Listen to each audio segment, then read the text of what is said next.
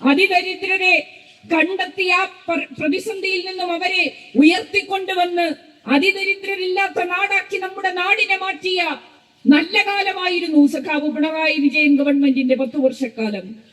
പ്രളയവും നിപ്പയും കോവിഡും ഉണ്ടായപ്പോഴും ഈ നാടിനെ പതറാതെ ചേർത്ത് നിർത്തിയ, ഈ നാടിന്റെ നാഥനായി കേരളത്തിന്റെ മുഖ്യമന്ത്രി സഖാവ് പിണറായി വിജയൻ ഈ നാടിനെ ചേർത്ത് പിടിച്ച ഇടതുപക്ഷ ഗവൺമെന്റിന്റെ കാലം, ആ നല്ല കാലം നമ്മുടെ എല്ലാം മനസ്സിലുണ്ട്. പക്ഷേ 3 മാസം കൊണ്ട് ആ നല്ല കാലത്തിന്റെ ക്ഷേമ പ്രവർത്തനങ്ങളെ, ആ നല്ല കാലത്തിന്റെ വികസന പ്രവർത്തനങ്ങളെ ഇല്ലാതാക്കാൻ വേണ്ടിയുള്ള പരിശ്രമമാണ് നടത്തിക്കൊണ്ടിരിക്കുന്നത്.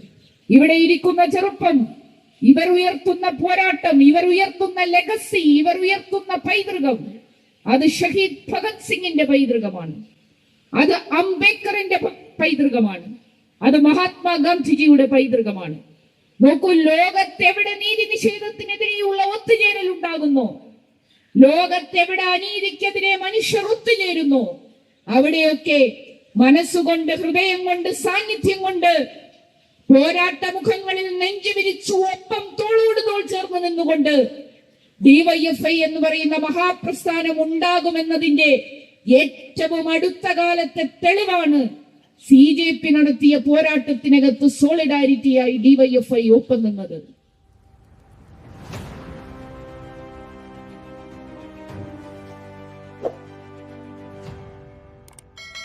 സംസ്ഥാന സമ്മേളനം 19, 20, 21, 22 തീയതികളിൽ കേരളത്തിന്റെ സാംസ്കാരിക തലസ്ഥാനമായ തൃശ്ശൂർ വച്ച് നടക്കുകയാണ്. രാഷ്ട്രീയ പരിസരത്തിനകത്ത് യുവജന വിഷയങ്ങൾ ആത്മാർത്ഥതയോടുകൂടി ഏറ്റെടുക്കുന്ന സംഘടന അത് ഡിവൈഎഫ്ഐ ആണ് എന്ന ബോധ്യം ഈ നാട്ടിലെ ജനാധിപത്യ മതേതര വിശ്വാസികളായ പൊതുസമൂഹത്തിനുണ്ട് എന്നതാണ്. രാജ്യം വളരെ ശക്തമായ സമരങ്ങൾ കണ്ട ദിവസങ്ങളാണ് കടന്നുപോയത്. നമ്മുടെ രാജ്യത്തെ ചെറുപ്പം സമരത്തിന് പുതിയ ഭാഷയും പുതിയ മുഖവും സമ്മാനിച്ചത് നമ്മൾ കണ്ടു. ഏറ്റവും ശക്തമായ പ്രതികരണവും പ്രതിഷേധവും പ്രതിരോധവും തീർക്കാൻ കഴിയുന്നവരാണ് പുതിയ തലമുറ. ജെൻസി എന്നോ ജെൻ ആൽഫ എന്നോ അങ്ങനെ ഏതൊക്കെ പേരുകൾ ചൊല്ലി വിളിച്ചാലും ഈ നാടിന്റെ യൗവനവും വിദ്യാർത്ഥി സമൂഹവും നീതി നിഷേധങ്ങൾക്കെതിരെ ശക്തമായി ശബ്ദമുയർത്താൻ സജ്ജമായി നിൽക്കുകയാണ് എന്നതിന്റെ ഉദാഹരണമാണ് രാജ്യത്തിന്റെ വിദ്യാഭ്യാസ മന്ത്രിയുടെ രാജി വരെ കൊണ്ടെത്തിച്ച ഏറ്റവും ശക്തമായ സമര പോരാട്ടങ്ങൾ നടത്തിക്കൊണ്ട് ഇന്ത്യയുടെ തലസ്ഥാന നഗരിയിൽ ജന്തർ മന്ദിറിൽ, ഡൽഹിയിലെ ജന്തർ മന്ദിറിൽ നടന്ന സമരം. സമരത്തിലെ പുതിയ രീതികൾ നമ്മൾ കണ്ടു. ബാരിക്കേഡുകൾ പൂക്കൾ കൊണ്ട് നിറച്ചുകൊണ്ട് പ്രതിരോധം തീർക്കുന്നത് നമ്മൾ കണ്ടു. പാട്ടുപാടി പ്രതിഷേധിക്കുന്നത് നമ്മൾ കണ്ടു.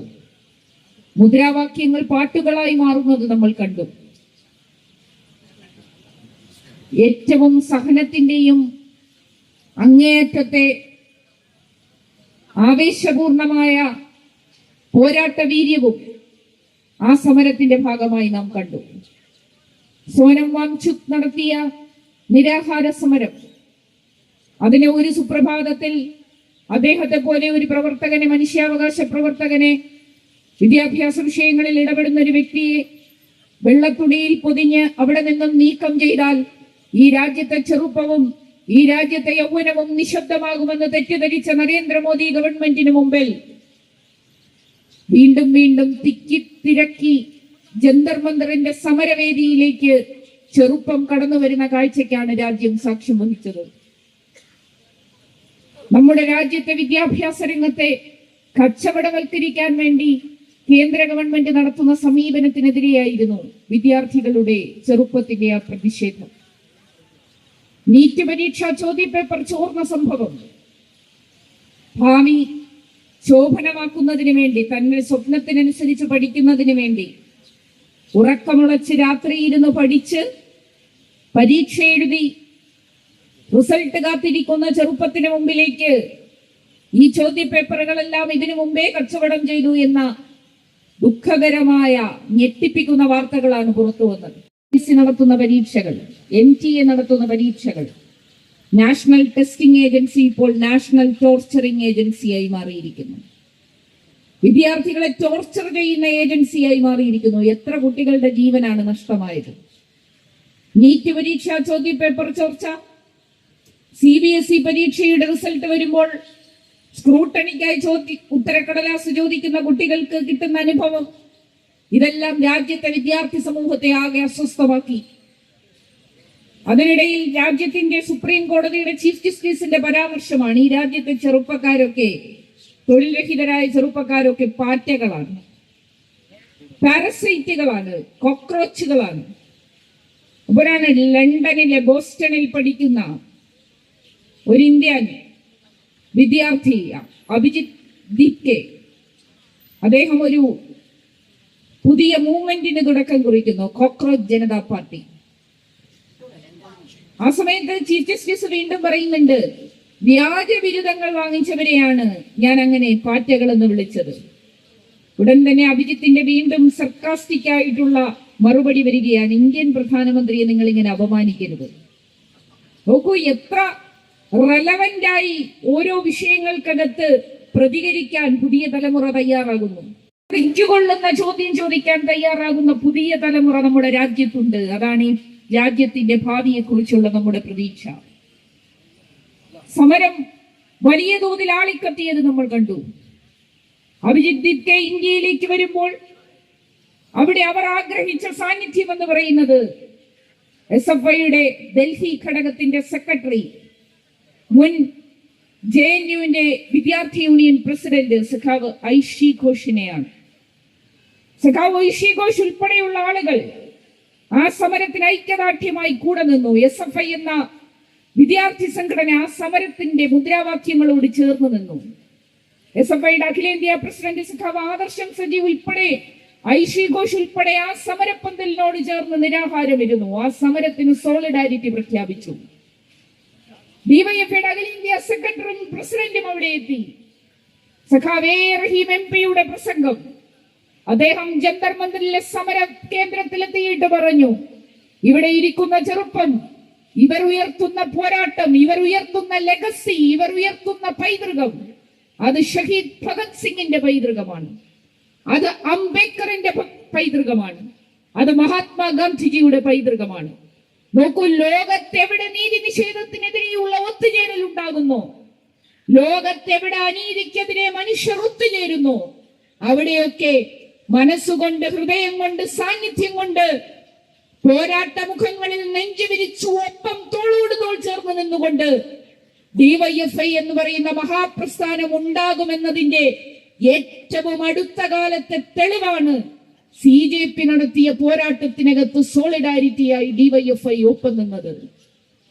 ആ സമരത്തിന് പല മുഖങ്ങളുണ്ടായി, പല തലങ്ങളുണ്ടായി, പല ദിവസങ്ങളിൽ ആ സമരം പല രൂപത്തിലേക്ക് മാറി. അപ്പോഴെല്ലാം തുടക്കം മുതൽ ധർമ്മേന്ദ്ര പ്രധാൻ വിദ്യാഭ്യാസ മന്ത്രിയുടെ രാജി ഉറപ്പാക്കുന്നത് വരെയുള്ള പോരാട്ടങ്ങളിൽ ആ സമരസഖാക്കൾക്കൊപ്പം ചേർന്ന് നിന്ന് സഹനത്തിന്റെയും ത്യാഗത്തിന്റെയും പോരാട്ടമായി നിന്ന സംഘടനയാണ് DYFIയും SFIയും രാജ്യത്തെ ഇടതുപക്ഷ യുവജന വിദ്യാർത്ഥി സംഘടനകൾ. അതാണ് ഇടതുപക്ഷമുയർത്തുന്ന രാഷ്ട്രീയം. ഇടതുപക്ഷമുയർത്തുന്ന രാഷ്ട്രീയം വിശ്വമാനവികതയുടെ രാഷ്ട്രീയമാണ്. ലോകത്ത് എവിടെ ഒരു പ്രശ്നമുണ്ടായാലും ആ മനുഷ്യരോട് നമ്മൾ ഐക്യപ്പെടാറുണ്ട്. അവിടെയാണ് ട്രംപ് ക്യൂബയ്ക്കെതിരെ ഉപരോധം ഏർപ്പെടുത്തുമ്പോൾ അടൂരിന്റെ ടൗണിൽ, അടൂരിന്റെ നഗരത്തിന്റെ മധ്യത്ത് നമ്മൾ ഒത്തുചേരുന്നത്, ക്യൂബൻ ജനതയ്ക്ക് ഐക്യദാർഢ്യം അറിയിക്കുന്നത്. വെനിസുല പ്രസിഡന്റിനെ വീട്ടിൽ നിന്നും രാത്രി തട്ടിക്കൊണ്ടുപോകുമ്പോൾ അതിനെതിരെ പ്രതിരോധം തീർക്കുന്നത്, നമ്മൾ നമ്മുടെ തെരുവുകളിലേക്ക് ഇറങ്ങുന്നത്, നമ്മൾ ഉയർത്തിപ്പിടിക്കുന്ന വിശ്വമാനവികതയുടെ മുദ്രാവാക്യം ഉള്ളത് കൊണ്ടാണ്. DYFI എല്ലാ കാലത്തും അധിനിവേശങ്ങൾക്കും യുദ്ധങ്ങൾക്കുമെതിരെ നിലപാടെടുത്തിട്ടുള്ള സംഘടനയാണ്. DYFIയുടെ ഇന്നലകളിലെ പ്രവർത്തകർ വിളിച്ച മുദ്രാവാക്യം ഫ്രീ മണ്ടേല എന്നതായിരുന്നു. നെൽസൺ മണ്ടേലയെ ജയിൽ മോചിതനാക്കണം എന്ന മുദ്രാവാക്യമായിരുന്നു. സദാം ഹുസൈനെ തൂക്കിലേറ്റിയപ്പോൾ ലോകത്ത് തന്നെ ഒരുപക്ഷെ ആദ്യമായൊരു പ്രകടനം നടക്കുന്നത് ഞാനും ഷിജുവും എല്ലാം ഉള്ള സമയമാണ്. അന്ന് തിരുവനന്തപുരത്തെ യൂണിവേഴ്സിറ്റി കോളേജിൽ ഞങ്ങളെല്ലാം അന്ന് വിദ്യാർത്ഥി സംഘടനാ പ്രവർത്തനത്തിന്റെ ഭാഗമാണ്. പ്രിയപ്പെട്ടവരെ, ഇന്നും ലോകത്തിന്റെ ഏതൊക്കെ കോണിൽ ഗസയിലെ കുഞ്ഞുങ്ങൾക്ക് നേരെ അതിക്രമം ഉണ്ടാകുമ്പോൾ, അവിടേക്ക് ബോംബുകൾ വർഷിക്കുമ്പോൾ, അവിടുത്തെ പിറന്നു വീഴുന്ന പിഞ്ചു കുഞ്ഞുങ്ങളുടെ കൈകളും കാലുകളും അറ്റുപോയി തിരിച്ചറിയാൻ കഴിയാതെ ഗസയിലെ അമ്മമാർ കണ്ണുനീരൊഴുക്കുമ്പോൾ, ആ മനുഷ്യരുടെ വേദനയിൽ അവരോടൊപ്പം ചേർന്ന് നിന്ന് യുദ്ധത്തിനും അധിനിവേശത്തിനുമെതിരെ ശബ്ദമുയർത്തുന്ന മാനവികതയുടെ ശബ്ദമുണ്ടല്ലോ, ആ ശബ്ദത്തിന്റെ പേരാണ് democratic youth federation of India, DYFI എന്ന് പറയുന്ന സംഘടനയെന്ന് ഞങ്ങൾക്ക് അഭിമാനത്തോടു കൂടി പറയാൻ കഴിയും. നമ്മുടെ രാജ്യത്തിനകത്ത് തീവ്ര ഹിന്ദുത്വ കോർപ്പറേറ്റ് അജണ്ട നടപ്പിലാക്കുന്ന ഒരു ഗവൺമെന്റ്, ശ്രീ നരേന്ദ്രമോദിയുടെ നേതൃത്വത്തിലുള്ള ഗവൺമെന്റ്, RSSന്റെ അജണ്ട രാജ്യത്തിനകത്ത് നടപ്പിലാക്കിക്കൊണ്ടിരിക്കുന്നു, വർഗീയത നടപ്പിലാക്കിക്കൊണ്ടിരിക്കുന്നു. ഈ രാജ്യത്തെ ഏറ്റവും സുന്ദരമായ സംസ്ഥാനങ്ങളിൽ ഒന്നായിരുന്ന മണിപ്പൂര് കലാപഭൂമിയാക്കി മാറ്റിയ ചരിത്രം നമുക്കറിയാം. അവിടെ കുക്കികളും മെയ്ത്തികളും തമ്മിൽ കണ്ടാൽ ഇന്ന് പരസ്പരം യുദ്ധസമാനമായ അന്തരീക്ഷമാണ്. ഈ രാജ്യത്തിനകത്ത് അത്തരത്തിലുള്ള വർഗീയ കലാപങ്ങളിലേക്ക് കൊണ്ടെത്തിക്കുന്നത് BJPയുടെ വർഗീയ രാഷ്ട്രീയമാണ്. അതിനെതിരെ നിലപാടെടുക്കുകയാണ് DYFI. രാജ്യത്തെ ചെറുപ്പം നേരിടുന്ന പ്രശ്നം തൊഴിലില്ലായ്മ, സേനയെ ഉൾപ്പെടെ കരാർവൽക്കരിക്കുകയാണ്. അഗ്നിപഥ് എന്ന് പറഞ്ഞ പദ്ധതി കൊണ്ടുവരുന്നു. ആ പദ്ധതിയുടെ അടിസ്ഥാനത്തിൽ നമ്മുടെ സേനയ്ക്കകത്ത് ജോലിക്ക് കയറുന്നവരുടെ തൊഴിൽ പോലും കരാർ നിയമനമാക്കി മാറ്റുന്നു. സ്വതന്ത്ര ഇന്ത്യയിൽ തൊഴിലില്ലായ്മ നിരക്ക് ഏറ്റവും ഉയർന്നു നിൽക്കുന്ന സമയമാണിപ്പോൾ. BJP ഭരിക്കുമ്പോൾ പുതിയ നിയമനങ്ങൾ നടക്കുന്നില്ല, പൊതുമേഖലയിൽ നിയമനങ്ങളില്ല, നമ്മുടെ പൊതുമേഖലാ സ്ഥാപനങ്ങൾ കച്ചവടം ചെയ്യുന്നു. ഈ രാജ്യത്തിന്റെ പൊതുമുതൽ സ്വകാര്യ കുത്തക കമ്പനികൾക്ക് കച്ചവടം ചെയ്യുന്നു. ഈ ഒരു പ്രതിസന്ധി നിറഞ്ഞ കാലത്ത് പ്രതികരിക്കുകയും സമരം ചെയ്യുകയും ചെയ്യാതിരിക്കാൻ നമുക്ക് കഴിയില്ല. രാജ്യത്തുയർന്നു വരുന്ന അനീതികൾക്കെതിരെ ബദലായി നിന്നൊരു സംസ്ഥാനം ഉണ്ടായിരുന്നു, അതാണ് നമ്മുടെ കേരളം. 10 വർഷക്കാലത്തെ കേരളത്തിലെ ഭരണം എന്ന് പറഞ്ഞാൽ അത് ജനകീയമായ ഭരണമായിരുന്നു. ക്ഷേമ പദ്ധതികൾ നടപ്പിലാക്കിയ ഭരണം, വീട്ടമ്മമാർക്ക് പെൻഷൻ ഏർപ്പെടുത്തിയ ഭരണം, ചെറുപ്പക്കാർക്ക് തൊഴിൽ കിട്ടുന്നത് വരെ കണക്ട് വർക്ക് സ്കോളർഷിപ്പ് ഏർപ്പെടുത്തിയ ഭരണം, അതിദരിദ്രരെ കണ്ടെത്തിയ പ്രതിസന്ധിയിൽ നിന്നും അവരെ ഉയർത്തിക്കൊണ്ടുവന്ന് അതിദരിദ്രരില്ലാത്ത നാടാക്കി നമ്മുടെ നാടിനെ മാറ്റിയ നല്ല കാലമായിരുന്നു സഖാവ് പിണറായി വിജയൻ ഗവൺമെന്റിന്റെ 10 വർഷക്കാലം. പ്രളയവും നിപ്പയും കോവിഡും ഉണ്ടായപ്പോഴും ഈ നാടിനെ പതറാതെ ചേർത്ത് നിർത്തിയ, ഈ നാടിന്റെ നാഥനായി കേരളത്തിന്റെ മുഖ്യമന്ത്രി സഖാവ് പിണറായി വിജയൻ ഈ നാടിനെ ചേർത്ത് പിടിച്ച ഇടതുപക്ഷ ഗവൺമെന്റിന്റെ കാലം, ആ നല്ല കാലം നമ്മുടെ എല്ലാം മനസ്സിലുണ്ട്. പക്ഷേ 3 മാസം കൊണ്ട് ആ നല്ല കാലത്തിന്റെ ക്ഷേമ പ്രവർത്തനങ്ങളെ, ആ നല്ല കാലത്തിന്റെ വികസന പ്രവർത്തനങ്ങളെ ഇല്ലാതാക്കാൻ വേണ്ടിയുള്ള പരിശ്രമമാണ് നടത്തിക്കൊണ്ടിരിക്കുന്നത്. മുഖ്യമന്ത്രി പുതിയ പുതിയ അനുഭവങ്ങൾ ഈ നാട്ടിലെ ജനങ്ങൾക്ക് നൽകുന്നു. 10 വർഷക്കാലമായി ഉണ്ടായിരുന്നില്ല പവർ കട്ട്, പക്ഷെ ഇപ്പോൾ പവർ കട്ട് വന്നിരിക്കുന്നു. കേരളത്തിൽ സഖാവ് പിണറായിയുടെ ഗവൺമെന്റ് കാലത്ത് ഈ നാട്ടിലെ ജനങ്ങൾക്ക് വേണ്ടി വിവിധ ആവശ്യങ്ങൾക്കകത്ത് ഇടപെടാൻ പോലീസ് വാടകയ്ക്ക് എടുത്തിട്ടു ഹെലികോപ്റ്റർ. പ്രളയകാലത്ത് അന്നത്തെ മുഖ്യമന്ത്രി സഖാവ് പിണറായിയും അന്നത്തെ പ്രതിപക്ഷ നേതാവ് ചെന്നിത്തലയും അന്നത്തെ DGP ലോക്നാഥ് ബെഹ്റയും ഒരുമിച്ച് ആ ഹെലികോപ്റ്ററിൽ പോകുന്ന ചിത്രങ്ങൾ നമ്മൾ സോഷ്യൽ മീഡിയയിൽ കണ്ടിട്ടുണ്ട് പ്രളയകാലത്ത്. ഇപ്പോൾ ശ്രീ VD സതീശൻ അദ്ദേഹത്തിന്റെ വ്യക്തിപരമായ ആവശ്യങ്ങൾക്ക് ആ ഹെലികോപ്റ്റർ ഉപയോഗിക്കുകയാണ്. ഏറ്റവും ഒടുവിൽ നടത്തിയ യാത്ര കൂർഗിലേക്കാണെന്ന് തോന്നുന്നു. അങ്ങനെയൊക്കെയാണ് വാർത്തകൾ വരുന്നത്. ഞങ്ങൾ ജാഥയ്ക്കിടയിലായതുകൊണ്ട് അതിന്റെ കൂടുതൽ വിശദാംശങ്ങൾ മനസ്സിലാക്കാൻ കഴിഞ്ഞില്ല. പക്ഷേ അദ്ദേഹം പറയുന്നത് വെളിപ്പെടുത്താൻ കഴിയാത്ത ഇൻവെസ്റ്റേഴ്സിനെ കാണാൻ പോകുന്നു എന്നുള്ളതാണ്. എന്താണ് ഈ വെളിപ്പെടുത്താൻ കഴിയാത്ത ഇൻവെസ്റ്റേഴ്സ്?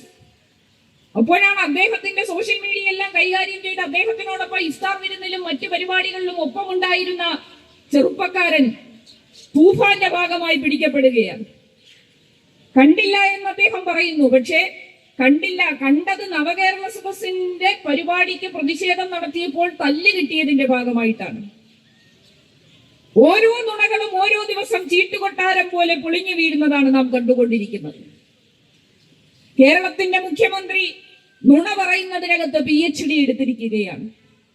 അദ്ദേഹത്തിന്റെ ഗവേഷണ പ്രബന്ധം പുസ്തകമാക്കി ഇറക്കണം എന്ന് നല്ല ഉദ്ദേശത്തോടു കൂടിയായിരിക്കും കഴിഞ്ഞ ദിവസം അദ്ദേഹത്തിന്റെ വാർത്താ സമ്മേളനത്തെ സംബന്ധിച്ച് മലയാളത്തിന്റെ നമ്മളെല്ലാവരും ഇഷ്ടപ്പെടുന്ന താരമാണ് ശ്രീ ജഗദീഷ് പറഞ്ഞത്. എല്ലാ വാർത്താ സമ്മേളനങ്ങളും കൂടി ഒരുമിച്ചാക്കി പുസ്തകമാക്കി ഇറക്കണമെന്ന്. അപ്പം നുണകൾ ചേർന്നുള്ള ഒരു പുസ്തകം, നുണകൾക്കകത്ത് ഗവേഷണം എടുത്തുകൊണ്ടിരിക്കുന്ന ഒരാൾ, അതാണ് കേരളത്തിന്റെ മുഖ്യമന്ത്രി. പക്ഷെ ഇങ്ങനെ നുണകൾ പ്രചരിപ്പിച്ചുകൊണ്ട് വസ്തുതകളെ തമസ്കരിക്കാൻ നമുക്ക് കഴിയില്ല. ഒരു ഗാനം പുഷ്പവതി മലയാളത്തിലേക്കാക്കി അടുത്തിടയ്ക്ക് സമരവേദികളിലെല്ലാം പാടി ഇവിടുത്തെ ചെറുപ്പം ഏറ്റെടുത്തതുണ്ട്. അതിന്റെ ആശയം എങ്ങനെയാണ്? നിങ്ങൾ തിരുത്തി പറയും എന്നാണ്. നമുക്കറിയാം, നുണകൾ പറഞ്ഞ് ഈ നാടിന്റെ നന്മയെ ഇല്ലാതാക്കാൻ വേണ്ടിയുള്ള പരിശ്രമമാണ് ശ്രീ വി.ഡി. സതീശൻ നടത്തിക്കൊണ്ടിരിക്കുന്നത്. പക്ഷേ അങ്ങനെ നുണകൾ പറഞ്ഞ് കേരളത്തിന്റെ മാനവികതയെ, കേരളത്തിന്റെ മതനിരപേക്ഷതയെ, കേരളത്തിന്റെ സാഹോദര്യ മനോഭാവത്തെ, കേരളത്തിലെ ജനങ്ങൾ ഉയർത്തിപ്പിടിക്കുന്ന പുരോഗമന മനസ്സിനെ ഇല്ലാതാക്കാനുള്ള പരിശ്രമമാണ് നടത്തുന്നതെങ്കിൽ അങ്ങനെ ഇരുട്ടിലേക്ക് ഈ നാടിനെ തള്ളിവിടാൻ വി.ഡി. സതീശൻ ഗവൺമെന്റിനെ ഈ നാട്ടിലെ പൊരുതുന്ന ചെറുപ്പം ഡിവൈഎഫ്ഐ അനുവദിക്കില്ല. ശ്രീ വി.ഡി. സതീശനെ കെ ആന്റണിയോട് ചോദിച്ചാൽ അറിയാം എന്തായിരുന്നു ഡിവൈഎഫ്ഐയുടെ ഇന്നലത്തെ കാലങ്ങളിലെ സമര പോരാട്ടങ്ങൾ എന്നുള്ളത്. ആ സമരമുഖങ്ങളിലേക്ക്, ആ തെരുവോരങ്ങളിലെ ധീരമായ ശക്തമായ സമര പോരാട്ടങ്ങളിലേക്ക് പോകാൻ ഡിവൈഎഫ്ഐ തയ്യാറാവുകയാണ്. കഴിഞ്ഞ 10 വർഷക്കാലം യുവജനപക്ഷ നിലപാടെടുത്തൊരു ഗവൺമെന്റ് ഈ കേരളത്തിൽ ഉണ്ടായിരുന്നു. രാജ്യത്തെ ഏറ്റവും അധികം PSC നിയമനം നടത്തിയ സംസ്ഥാനമായി നമ്മുടെ കേരളം മാറിയിരുന്നു. ഈസ് ഓഫ് ഡൂയിങ് ബിസിനസ്സിൽ 1ാം സ്ഥാനത്തേക്ക് നമ്മുടെ കേരളം എത്തിയിരുന്നു. സ്വയം തൊഴിൽ കണ്ടെത്തുന്ന ചെറുപ്പക്കാരുടെ എണ്ണത്തിൽ ഇവിടെ വലിയ വർധനവുണ്ടായിരുന്നു. ആ നല്ല കാലം ഇല്ലാതാക്കാൻ യുവജന വിരുദ്ധ നയങ്ങളുമായി കേരളത്തെ മുമ്പോട്ട് കൊണ്ടുപോകാനാണ് ശ്രീ വി.ഡി. സതീശൻ ഗവൺമെന്റ് പരിശ്രമിക്കുന്നതെങ്കിൽ പണ്ട് ഞങ്ങൾ ഏത് നിലയിലുള്ള സമരങ്ങളാണോ നടത്തിയിരുന്നത് ആ നിലയിലേക്ക് സമരമുഖങ്ങളിൽ ശക്തമായി ഇടപെടാൻ തന്നെയാണ് ഡിവൈഎഫ്ഐ തീരുമാനിച്ചിരിക്കുന്നത്. അതിനുള്ള പ്രഖ്യാപനമായിരിക്കും ഡിവൈഎഫ്ഐയുടെ 16ാം സംസ്ഥാന സമ്മേളനം. ഞങ്ങൾ നടത്തുന്ന പോരാട്ടങ്ങൾക്ക് ഈ നാടിന്റെ പിന്തുണയുണ്ട്. ഞങ്ങൾ നടത്തുന്ന സമരങ്ങൾക്ക് ഈ നാടിന്റെ ആകെയുള്ള ഹൃദയം കൊണ്ടുള്ള അംഗീകാരമുണ്ട്. കാരണം ഞങ്ങൾ സമരം ചെയ്യുന്നത് ഈ നാടിന് വേണ്ടിയാണ്, ഓരോ വീടുകളിലെയും മനുഷ്യർക്ക് വേണ്ടിയാണ്, ഓരോ കുടുംബങ്ങളിലെയും ചെറുപ്പത്തിന് വേണ്ടിയാണ്. അതുകൊണ്ട് ഈ കേരളത്തിലെ കുടുംബത്തിന്റെ, കേരളത്തിലെ ഓരോ മനുഷ്യരുടെയും പിന്തുണ വാങ്ങിക്കൊണ്ട് ഡിവൈഎഫ്ഐ ശക്തമായ സമരവുമായി മുമ്പോട്ട് പോകും.